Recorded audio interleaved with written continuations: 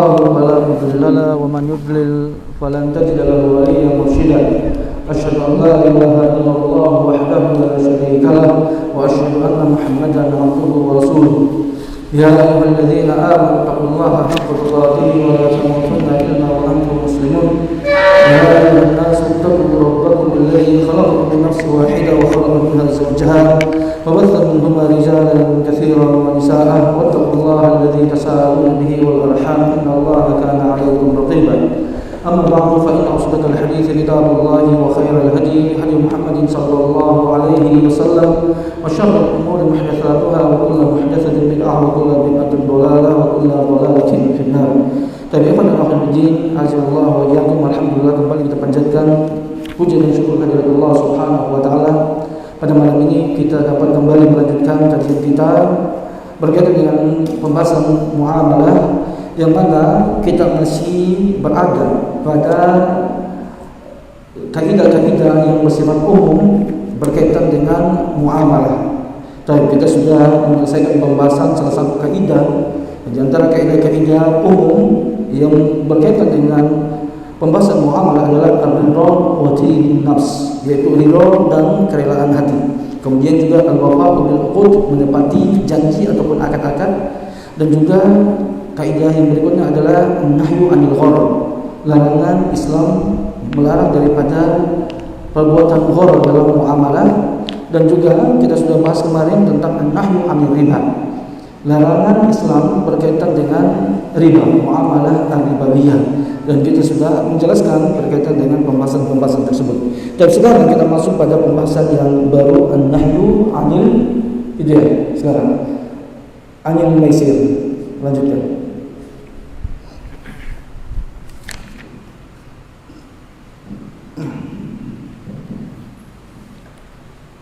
Bismillahirrahmanirrahim. Wassalamu ala Rasulillah.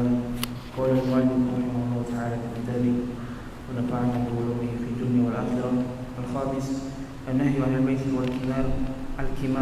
Qala ta'ala ya ayyuhalladhina amanu innamal khamru wal maisir wal ansabu wal azlamu rijsun min 'amali asy-syaitan fajtanibuhu la'allakum tuflihun. إنما يريد الشيطان أن يوقع بينكم العداوة والبغضاء في الخمر والميسر ويصدكم عن ذكر الله وعن الصلاة فهل أنتم منتهون.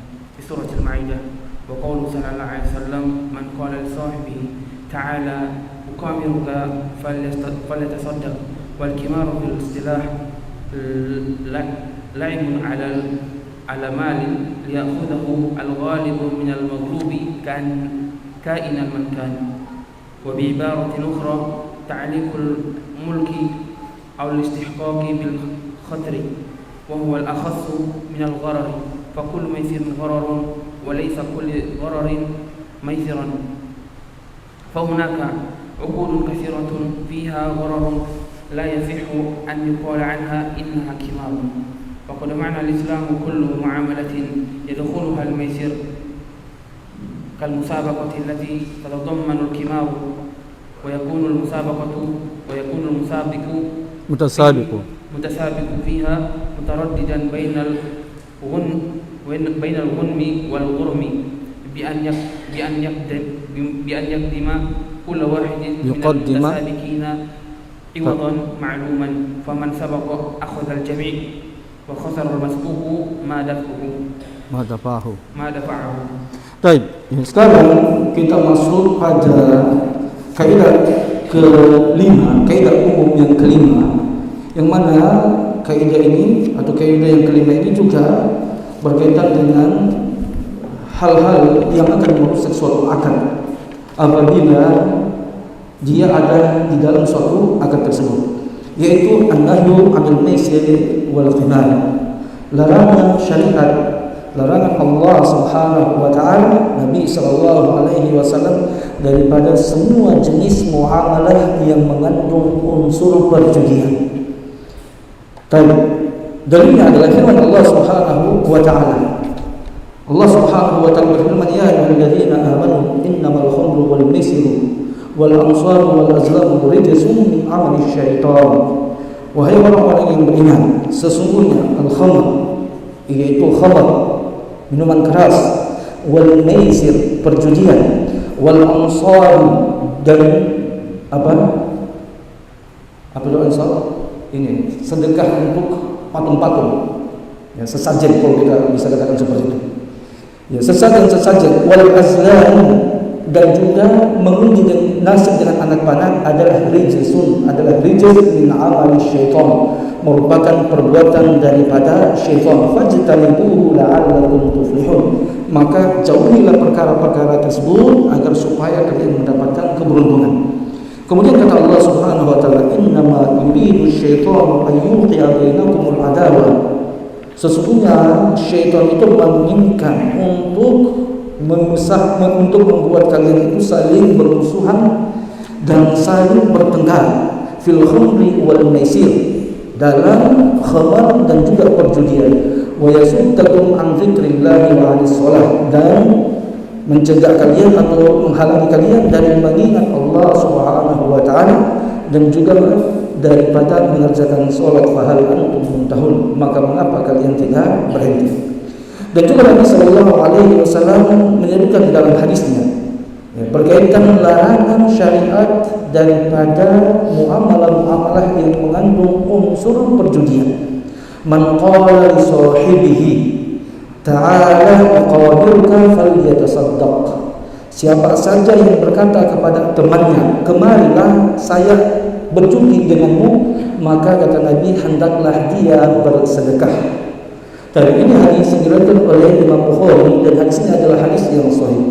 Berkaitan dengan tafsiran para ulama, berkaitan dengan maksud hadis Nabi sallallahu alaihi wasallam tadi, ya, barang siapa yang berkata kepada temannya, ayo kita berjudi, mari kita berjudi, maka dalam hadis yang kita bacakan tadi, di situ ada perintah daripada Nabi sallallahu alaihi wasallam bagi orang yang sudah berniat, ya, berkeinginan dia berjudi, maka diperintahkan untuk mensedekahkan harta yang ingin dia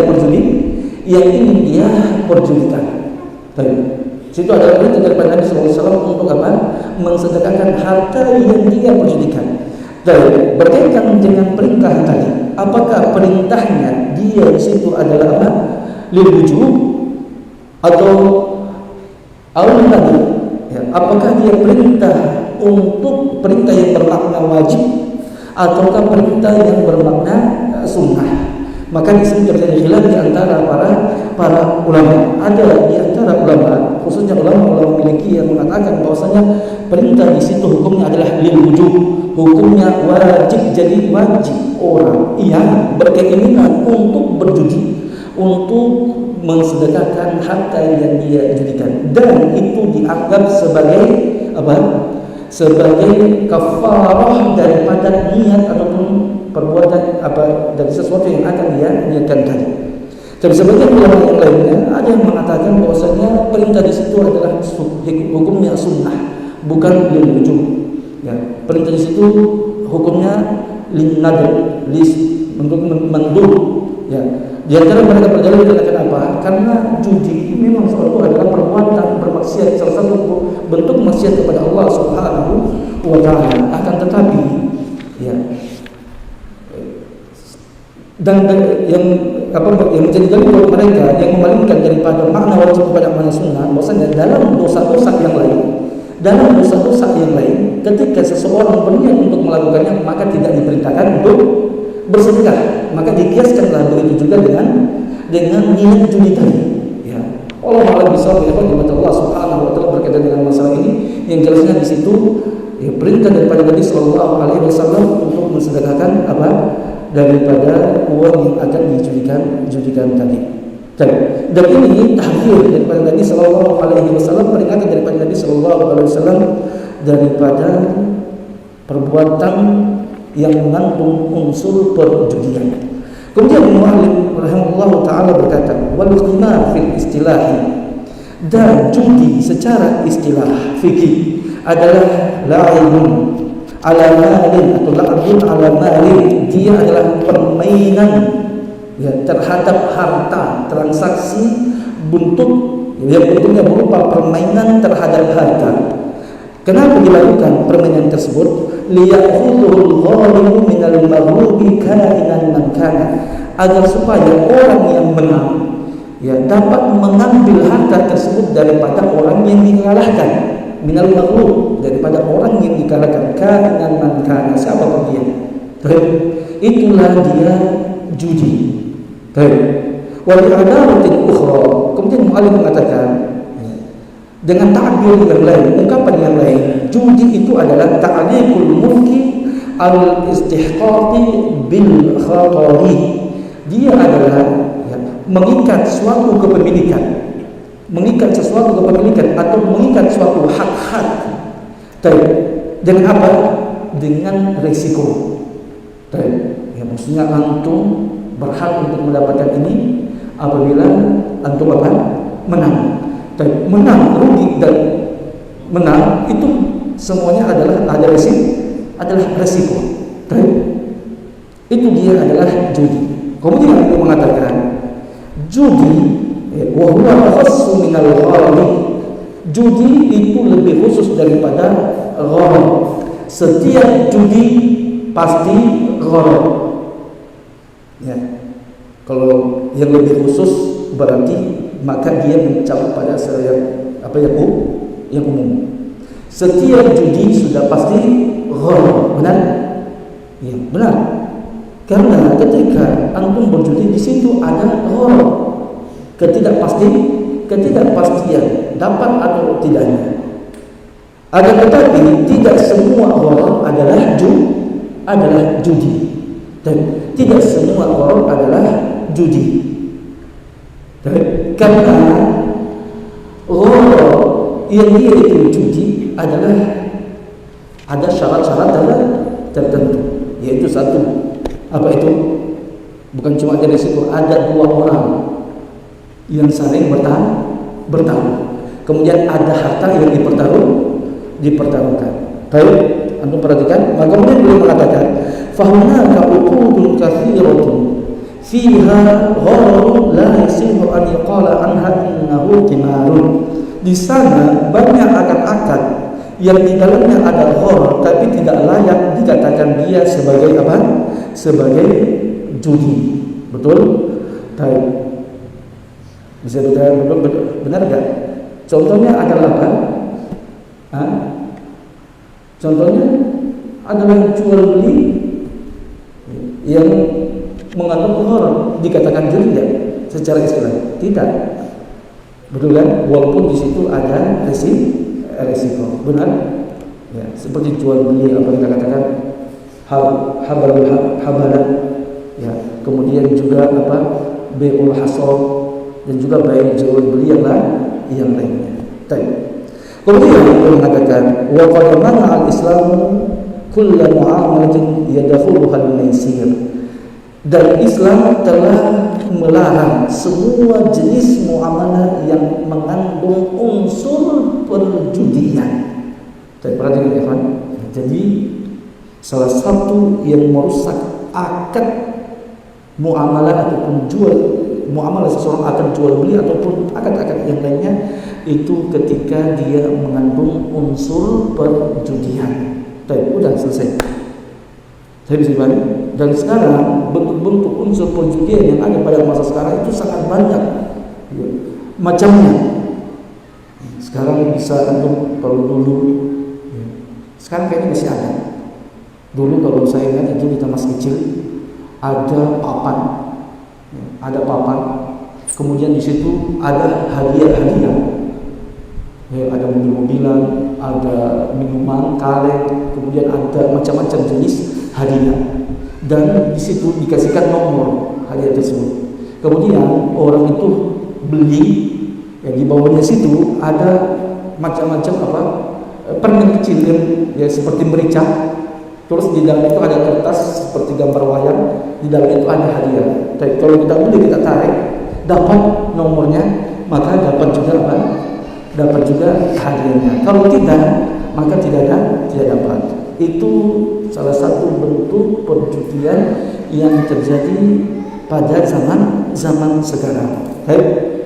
Begitu juga ya bentuk perjudian yang lainnya adalah kalau ya, Biasanya terjadi di kampung-kampung itu banyak sekali. Kita dari kecil diajarkan sudah main judi. Ya. Hah? Domino. Iya, sekarang judi itu sudah sistem online, aplikasi kan.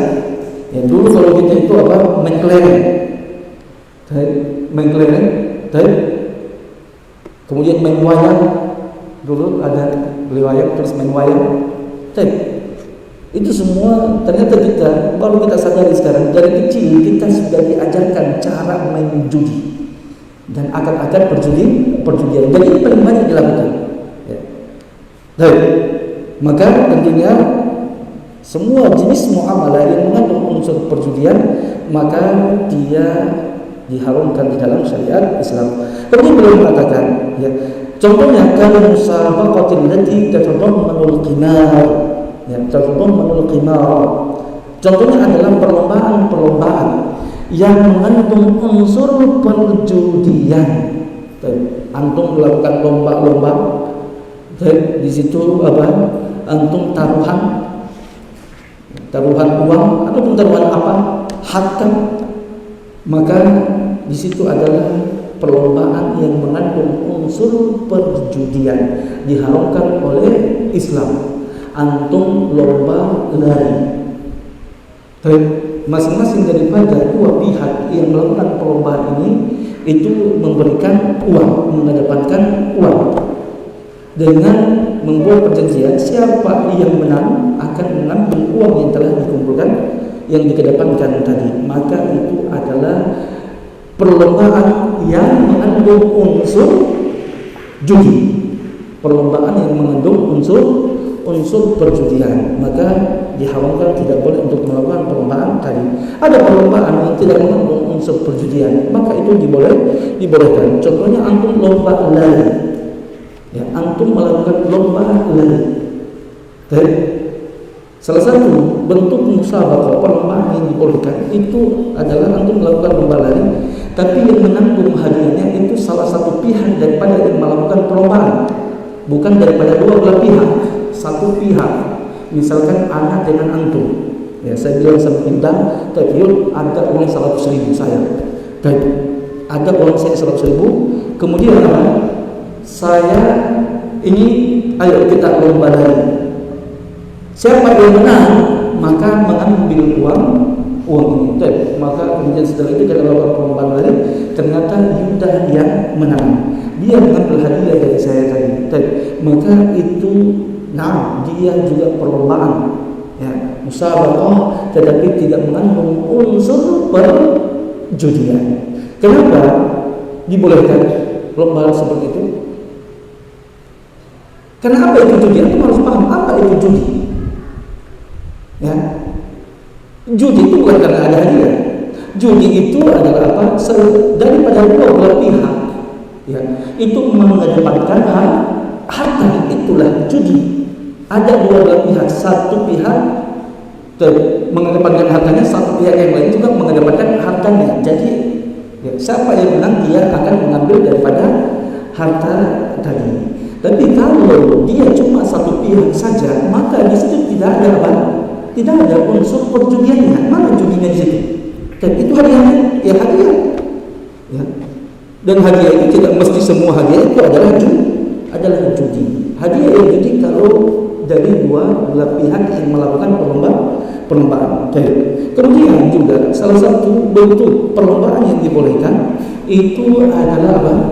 Adalah kalau yang menanggung hadiahnya adalah pihak lain, pihak ketiga.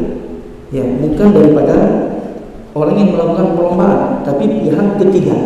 Misalkan saya, kemudian Yuda, dan pada Wahyu, saya mengatakan saya punya uang 100.000, Yuda dan Wahyu, antum saya lakukan perlombaan lari jarak 100 meter dari sini sampai ke tempat tersebut. Siapa yang dahulu sampai ke tempat itu maka dia mendapatkan hadiah ini. Maka itu perlombaan yang diperbolehkan, tidak mengandung judi, dan itu halal hukumnya.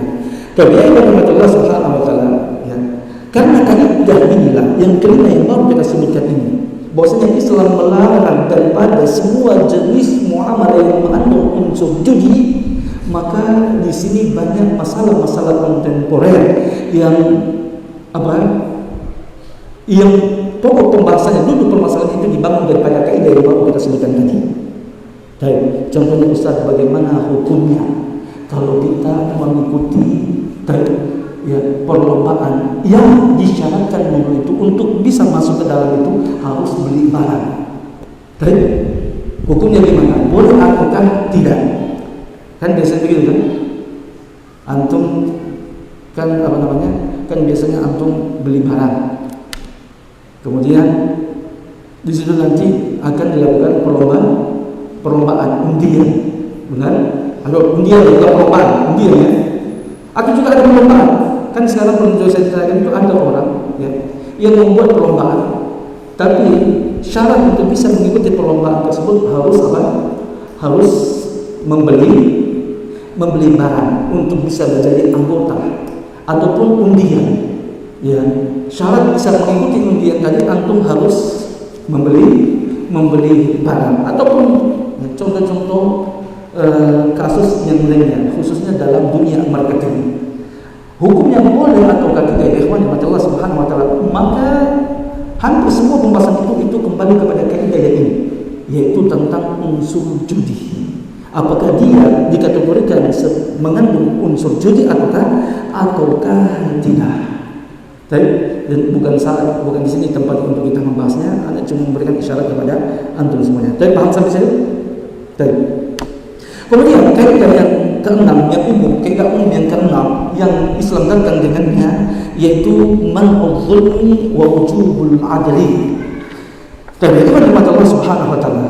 Perhatikan, coba antum lihat firman Allah Subhanahu wa taala dalam ayat yang kita bacakan tadi dalam surat Al-Maidah, ya, ayat 90 ayat 91, innama yuridu syaitan an yuqi'a bainakumul adawata wal baghdha fil khamri wal maisir. Sesungguhnya syaitan itu menginginkan untuk membuat kalian itu bercerai-berai, bermusuhan dalam khamr dan perjudian. Makanya dari sinilah ilah kenapa syariat mengharamkan judi dan juga mengharamkan al-khamr. Salah satunya adalah karena bentuk muamalah tadi itu penyebab terjadinya adawah, perpecahan, permusuhan di tengah-tengah kaum muslimin. Sebab itulah ikhwan Allah Subhanahu wa taala, ya, berkaitan dengan masalah untuk menimbang muamalah itu halal ataukah haram, maka salah satu poin atau ilah yang antum harus perhatikan ketika mau menetapkan hukum dalam suatu muamalah, antum lihat dampak daripada dia. Ya, kalau menimbulkan permusuhan, menimbulkan perpecahan, keributan, maka itu menjadi penyebab sehingga muamalah tersebut diharamkan. Semua muamalah kontemporer yang antum dapatkan sekarang, ketika antum mau membahas tentang hukumnya, maka salah satu pokok yang antum lihat dari endingnya dia bagaimana. Antum paham? Ya, endingnya dia bagaimana? Bisa paham sampai situ? Antum paham? Bagaimana? Tapi semuanya berkaitan dengan masalah muamalah zon, tidak ada keyakinan. Hampir mayoritas daripada masalah-masalah muamalah kita, beda dengan masalah akidah, itu adalah zoniyah. Dan zon di sini ikhwan Allah Subhanahu wa taala, kita bisa melihat sesuatu itu di atas zahirnya. Ya, kita berpegang dengan zahir, bukan dengan masalah-masalah batin. Dan contohnya, satu contoh kasus yang ingin saya sebutkan kepada antum, ya, adalah antum seperti pembahasan yang kita sudah sebutkan kemarin, ya, apa itu namanya? You can eat, ya. All you can eat. Dan all you can eat. Betul? Yang kita sudah bahas pada pembahasan sebelumnya. Bolehkah ataukah tidak? Begitu juga dengan salah satu contoh, antum coba bandingkan dua contoh kasus ini. All you can eat dengan orang yang menjual buah rambutan, Tapi orang yang menjual buah rambutan yang sudah busuk, dia apa? Ya, dia modifikasi supaya kelihatan bagus, supaya kelihatan indah, padahal di dalamnya sudah rusak. Kan? Bisa kan? Pertanyaan saya, coba untuk bandingkan dua perkara tadi. Sama-sama di situ mengandung ada horornya, betul? Benar? Atau di situ dia, ya, kita mengatakan dia melakukan penipuan. Kenapa kalau kita mengatakan seperti contoh kasus saya katakan tadi? Nah, walaupun di situ ada horor, tapi horornya yasir dan hukumnya dibolehkan. Kenapa? Karena antara penjual dan pembeli sudah saling ridho. Ya. Walaupun ada horor, dan horor yasir dalam muamalah sudah disebutkan oleh para ulama, tidak semua horor dalam masalah muamalah itu menjadikan muamalah itu jadi haram. Tetapi yang menjadi yang horor yang mengharamkan suatu muamalah adalah horor yang fahish, yang besar. Dan ciri dia horor yang besar, antum tinggal lihat saja. Kalau setelah makan baru antum setelah antum keluar daripada restoran tadi, ya antum umpat pemilik restoran tadi atau antum yang diumpat oleh pemilik restoran tadi, baik, bisa paham? Berarti di situ sudah mengandung unsur keharaman. Bisa paham? Ya. Antum habis beli buah tadi, ya, antum umpat itu penjual buah, doain supaya jualan tidak laku. Karena setelah ternyata antum beli buahnya hampir semuanya rusak, itu haram. Kenapa? Baghdha, betul?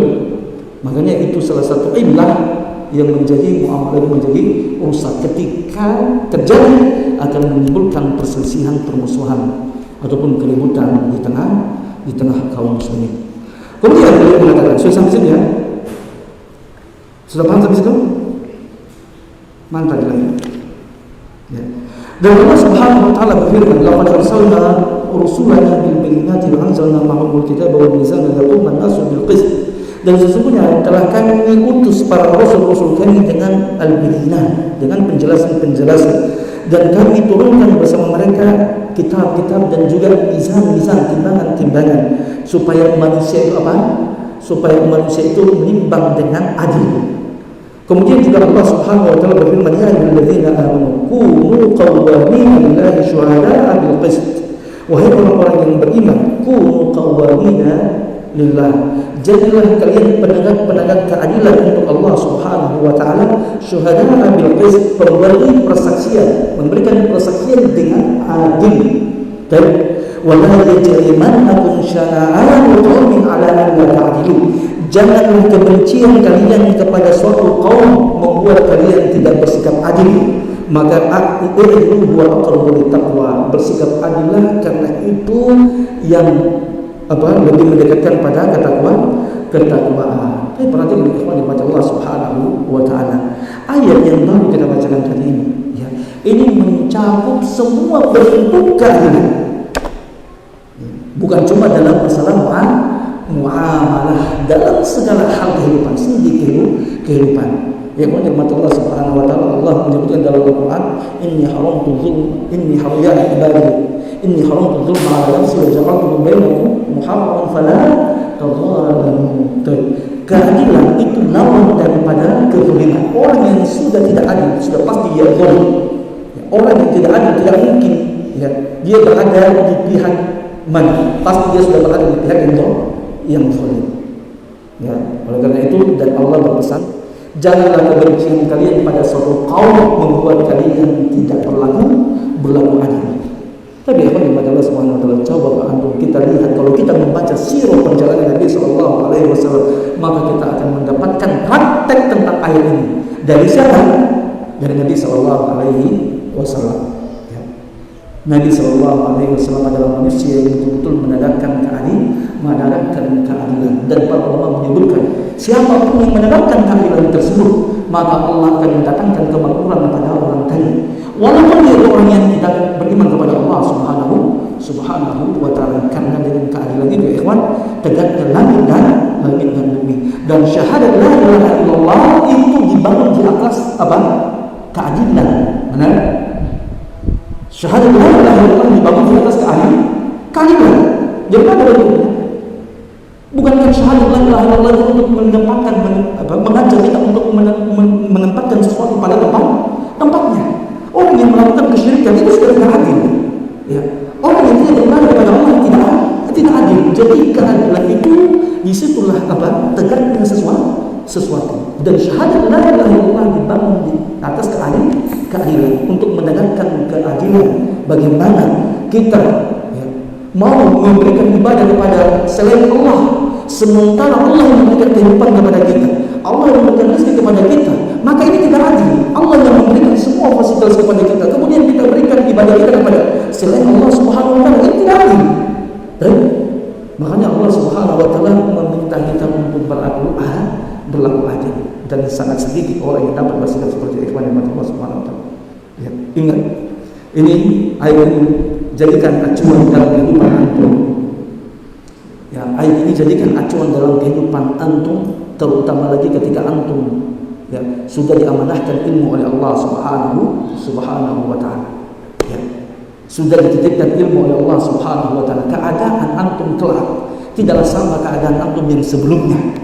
Ya, kalau seorang dai tidak sudah bersikap adil, dampaknya lebih besar daripada orang awam yang tidak bisa berlaku adil. Paham? Karena orang awam yang tidak dapat berlaku adil, dia cuma untuk dirinya sendiri ataupun orang-orang yang ada di sekitarnya. Ruang untuknya sangat terbatas, ketidakadilan dia, dampaknya itu tidak terlalu besar dibandingkan seorang alim, seorang dai yang ketika dia diberikan ilmu oleh Allah dan tidak bisa berlaku adil dengan ilmunya, maka dampaknya, kerusakannya lebih besar daripada ilmu yang dimiliki oleh orang awam itu sendiri. Karena kenapa? Cakupan mereka sangat luas. Ingat terus pesan Allah Subhanahu wa taala yang disebutkan tadi. Ya, kata Allah Subhanahu wa taala apa? Wa la yajrimannakum syana'an qaumin 'ala alla ta'dilu i'dilu huwa aqrabu littaqwa. Janganlah kebencianmu kepada orang lain membuat kamu tidak bisa bersikap adil kepadanya. Bersikap adillah, karena sesungguhnya keadilan itu lebih mendekatkan kepada ketakwaan. Kemudian juga kata Nabi sallallahu alaihi wasallam, "Wa la tabkhasun nasa asya'ahum." Dan janganlah kalian menzalimi, ya. Janganlah kalian menzalimi manusia pada hak-hak mereka. Ya. Jangan kalian menzalimi manusia dalam hak-hak mereka. Dan juga kata Nabi sallallahu alaihi wasallam, "Inna dima'akum wa amwalakum 'alaikum haramun ka hurmati yaumikum hadza fi syahrikum hadza fi biladikum hadza." Hadis ini ya ikhwan diucapkan oleh Nabi ketika khutbatul wada, di haji wada, ketika di padang Arafah, ya, di tepatnya pada hari Jumat. Perhatikan, ya, hari Arafahnya Nabi sallallahu alaihi wasallam, Nabi haji cuma satu kali, betul kan? Jadi Arafahnya juga cuma satu kali. Arafahnya Nabi bertepatan pada hari yang mulia, hari Jumat. Dan Nabi mengucapkan hadis tersebut itu pada hari Jumat, hari yang dimuliakan oleh Allah, pada tanggal 9 Dzulhijjah, ketika wukuf di padang Arafah, dan juga ketika berada di padang Arafah, dan ketika Nabi melakukan ibadah haji. Jadi mengumpulkan semua unsur-unsur kemuliaan. Dan pada hari yang mulia tersebut Nabi berkata dan berwasiat kepada para sahabatnya. Yang pertama yang disebutkan oleh Nabi sallallahu alaihi wasallam setelah beliau memuji Allah Subhanahu wa taala dalam khutbah tersebut, Nabi bertanya kepada para sahabatnya, berkata kepada para sahabatnya, ya, inna dima'akum wa amwalakum, ya, sesungguhnya harta-harta kalian dan juga darah-darah kalian haramun, itu adalah haram, dimuliakan oleh Allah Subhanahu wa taala. Sebagaimana haramnya mulianya hari kalian ini, pada bulan kalian ini, dan pada negeri kalian ini. Jadi itu ikhwan Allah Subhanahu wa taala. Jadi salah satu ya, landasan dari suatu muamalah Islam itu adalah, perhatikan, wadzul, ya, ma'uzul. Ketika ada kezaliman haram, sudah jelas. Baik. Ketika ada kezaliman. Dari mana antum tahu bahwa itu adalah zalim? Yang antum sudah tahu. Ya. Semua perkara yang dilarang oleh Allah Subhanahu wa taala tadi itu, kenapa juga dilarang? Karena mengandung kezaliman. Baik. Kemudian beliau mengatakan mana lagi?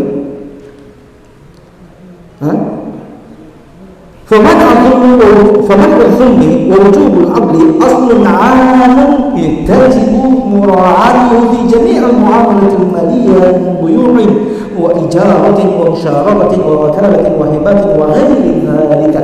Maka ya, mencegah terjadinya kezaliman dan wajibnya berbuat adil itu adalah aslun am. Itu adalah kaidah umum, ya, kaidah umum yang wajib untuk kita perhatikan pada semua jenis muamalah maliyah. Anda bisa lihat saja selesai. Ya. Ada masalah-masalah kontemporer yang sekarang. Antum lihat saja. Sebenarnya kalau kita memahami kaidah yang kita sebutkan tadi yang kemarin dari kaidah-kaidah yang pertama, ya, di situ aja. Ya. Ilahnya keharuman itu adalah di situ semua yang kita sudah sebutkan tadi. Ya. Kalian bisa pahami? Maka ya, salah satunya adalah zalim. Kalau anda lihat di sini ada kezaliman. Ya. Dan di sini tidak ada keadilan, maka diharamkan. Kemudian beliau mengatakan, contohnya seperti ijarah, sewa menyewa, musyarakah, min buyu'in daripada jual beli, wa ijaratin, apa? Sewa menyewa, musyarakah, kerja sama, musyarakat, ya, kerja sama, wa wakalat, dan juga apa? Perwakilan, akad-akad wakalat, dan juga hibah dan selain daripada itu semuanya. Tapi ada seorang ayah, ada seorang dia mau dimakan hartanya, dia mau dimakan hartanya sekarang kepada Ustaz ada orang tua yang datang, saya mau dimakan hartanya semuanya kepada seseorang, ada anak istrinya, dan boleh atau tidak?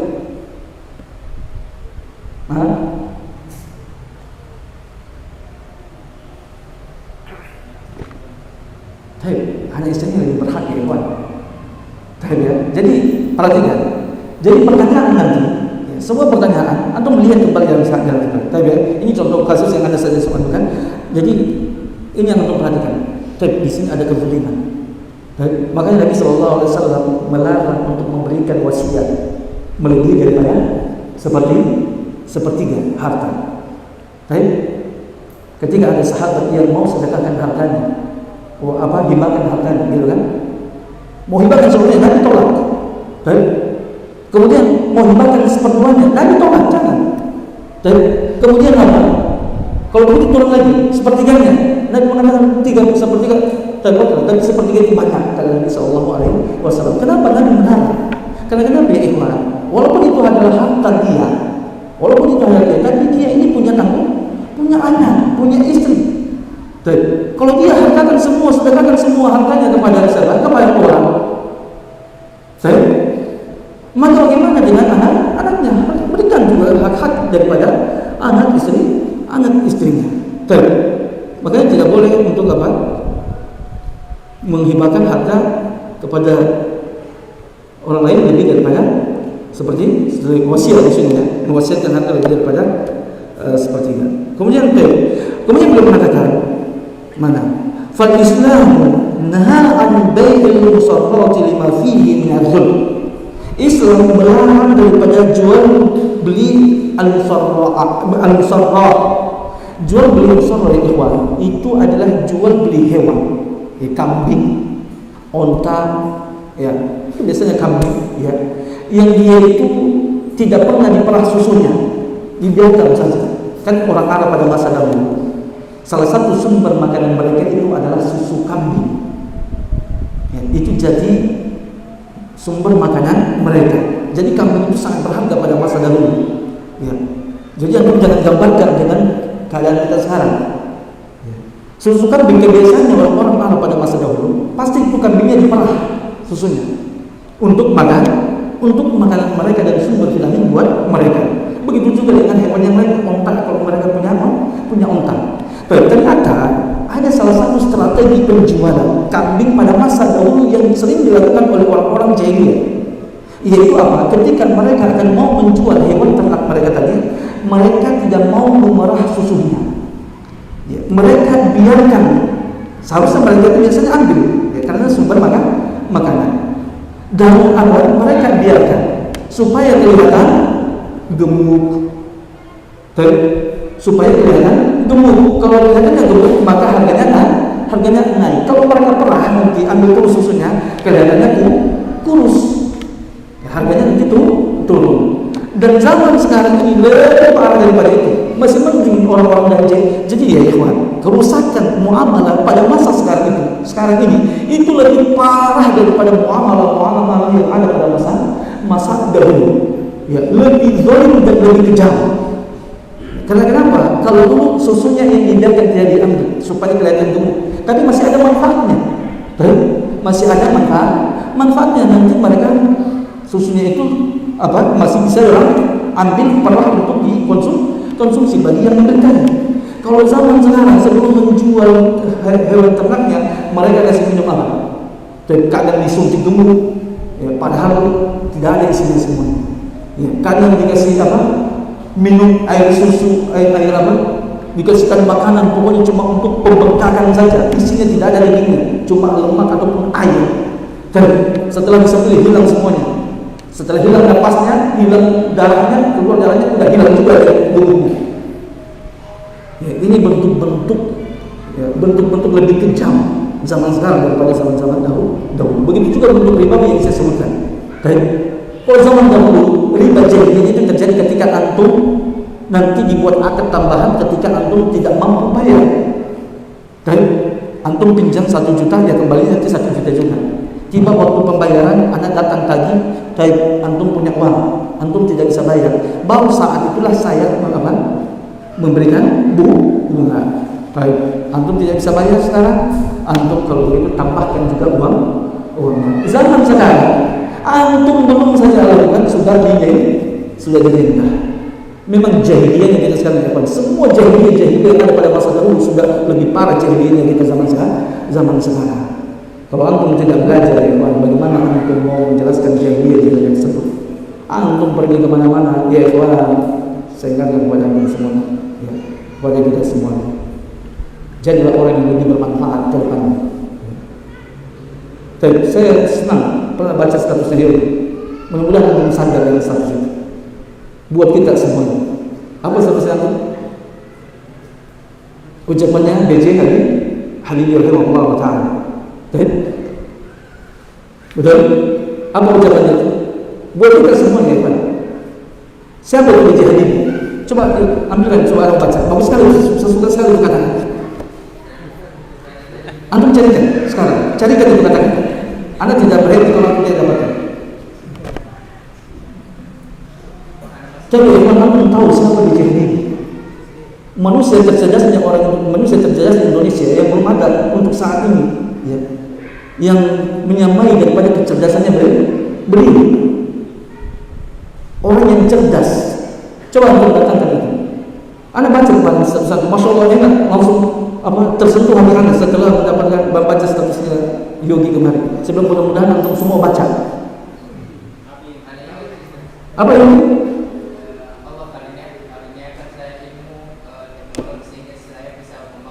Baik, stop dulu. Kata beliau itu yang dinukilkan Yogi. Antum cari sendiri. Kata B.J. Habibie, pernah beliau mengatakan, Allah Subhanahu wa Ta'ala memberikan saya ilmu atau kecerdasan sehingga saya bisa membuat pesawat. Kemudian apa lagi?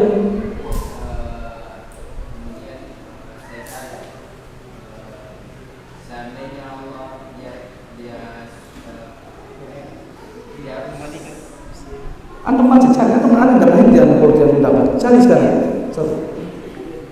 Antum baca, antum cari sebenarnya. Ya. Benar itu ucapan beliau? Benar? Berarti dapat ya. Sini saya mau baca. Supaya itu menjadi motivasi buat anak, buat kita semuanya. Ya. Hah? Kampungnya siapa? Kampung dia. Ada? Sini, saya bacakan. Oh ada, antum dapat itu, antum foto tulisan.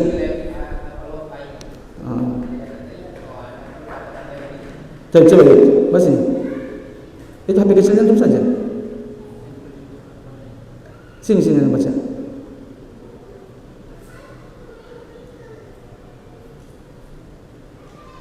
Waktu berjalan. Ada tidak?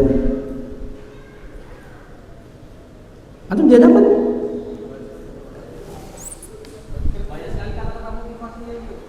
Kata-kata motivasinya banyak beliau, tapi cuma itu saja kata-kata yang ada. Sudah ada. Jazakallah khair. Mana? Baik, ya, B.J. Habibie ketika berpidato, ya, beliau berpesan. Ya, ini yang ana nukil sini. Saya diberikan kenikmatan oleh Allah ilmu teknologi sehingga saya bisa membuat pesawat terbang. Tapi sekarang saya tahu bahwa ilmu agama itu lebih bermanfaat untuk umat. Paham ya, Pak? Karena kenapa? Teknologi yang mereka pelajari itu cuma sampai di dunia hanya untuk menerbangkan antum sampai di atas awan sedikit. Ilmu-ilmu teknologi yang dipelajari, ya, kenapa beliau menyadari begitu? Ya, baru beliau sadar kecerdasan beliau. Kenapa beliau tidak gunakan untuk apa? Mempelajari agamanya Allah Subhanahu Wa Taala. Hanya fokus untuk mempelajari ilmu teknologi. Karena kenapa? Ilmu teknologi yang orang pelajari sekarang, terutama pesawat, hanya bisa menerbangkan antum, membawa antum terbang, ya, meninggi cuma sampai beberapa meter di atas awan, nggak sampai ratusan meter di atas awan. Tetapi ilmu agama ini, ikhwan, kepada Allah Subhanahu Wa Taala akan membawa antum bukan cuma terbang tinggi sampai ke apa beberapa meter di atas awan, tapi sampai di atas surga Allah Subhanahu Wa Taala. Antum tidak bisa masuk surga tanpa ilmu agama, tanpa mengamalkan agama. Makanya akan sangat, ya ikhwan, kita bersedih melihat sekarang kaum muslimin ghiranya untuk belajar agama Allah Subhanahu Wa Taala. Innalillahi wa inna ilaihi raji'un. Terutama khususnya buat antum semuanya. Anak mau serang antum dulu. Baik. Termasuk anak. Tapi ya anak kan ustaznya antum, gurunya antum. Antum dulu lagi serang. Ya. Ikhwan, antum sekarang bermalas-malasan. Kita semua bermalas-malasan. Ya. Anak bermalas-malasan ini pengakuan dari seorang yang manusia cerdas. Tapi beliau setelah hari tuanya menyesali. Kenapa beliau dulu tidak gunakan waktunya, ilmunya, kecerdasannya untuk belajar agamanya Allah Subhanahu Wa Taala, mengamalkan agamanya Allah Subhanahu Wa Taala, sehingga itulah yang bisa membawa terbang dia, kita semuanya ke surganya Allah Subhanahu Wa Taala. Teknologi sekarang apa? Antum habiskan mesin antum teknologi, apa yang mendapat? Itu beliau. Bagaimana kita cuma habiskan waktu untuk kerja, lupa untuk ibadah. Lupa untuk ibadah, lupa untuk sisipkan waktu belajar. Belajarnya sudah gratis lagi, masih malas minta ampun. Ini orang-orang yang tidak pernah bersyukur. Orang-orang yang tidak pernah bersyukur tidak akan pernah mendapatkan pertolongan dari Allah Subhanahu Wa Taala. Antum senyum-senyum. Hasbullah, senyum-senyum, hasbullah. Ya, antum semuanya senyum-senyum. Antum yang tidak bersyukur, ya ikhwan. Antum semuanya, kita semuanya tidak bersyukur. Sudah diberikan pelajaran-pelajaran gratis, sudah dibukakan tempat-tempat belajar gratis. Coba kalau dia saya umumkan sekarang, besok di Masjid Al-Makmur ada pembagian uang 500.000 per orang. Dari sini sampai di Sambuli sana berjejer orang, ratusan ribuan orang yang akan datang. Baik, betul? Pasti tidak full di masjid. Sudah terbukti di Jamiah Islamiyah Tanah Raya, Ustadz Raya. Masih ada nggak pembagian uang itu? Masih ada. Dibagi cuma 150 rial atau sekitar kurang lebih 600.000 lah, 500.000, 600.000. Tapi sehampir seluruh anak jamiah itu pasti bangun subuh semuanya. Sholat subuhnya di mana? Bukan di kampus saja, kadang masih malas-malasan, tapi itu harus naik mobil dari kampus pergi ke tempat pembagian uang. Full, termasuk anak dulu begitu. Tidak hilang ngantuk, pokoknya nggak ada ngantuk-ngantuk, walaupun tidak satu hari satu malam, pokoknya asal subuh ini kita harus pergi di sana. Padahal cuma 500.000, hanya berapa hari kita makan? Tapi ilmu agama ya ikhwan antum pelajari. Ya. Kalau kita ikhlas dan kita mengamalkannya, ini sampai di akhirat kelak. Terakhir kita sebelum masuk, kemudian belum mengatakan inna tarkiza. Perhatikan ini ya, terakhir, inna tarkiza alal qawaid al-'amati, sesungguhnya fokus terhadap kaidah-kaidah am fi majalil muamalat yafsahul majali amama al-mujtahidin wal fuqaha lil ijtihad fil qadaya mustajiddati lam yujad fiha nassun min Qur'anin wa sunnah. Seperti yang saya katakan tadi, sesungguhnya fokus dengan kaidah-kaidah am, kaidah-kaidah umum di dalam masalah muamalah itu akan membukakan majal, membukakan ruang bagi orang-orang di depan, orang-orang mujtahid dan orang-orang fuqaha untuk berijtihad fil qadaya mustajiddah, pada masalah-masalah kontemporer,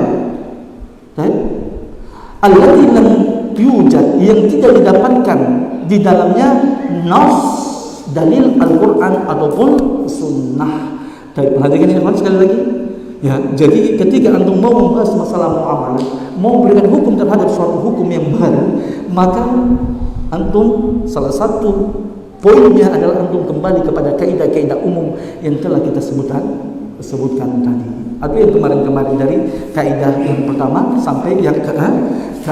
Tapi demikian, saya harapkan buat antum semuanya ya, yang angkatan pertama, yang semuanya angkatan pertama, yang angkatan kedua, lepas sholat jangan dulu pulang ya, kita kumpul dulu. Subhanakallahumma wa bihamdika, asyhadu an la ilaha illa anta, astaghfiruka wa atubu ilaik. Assalamualaikum warahmatullahi wabarakatuh.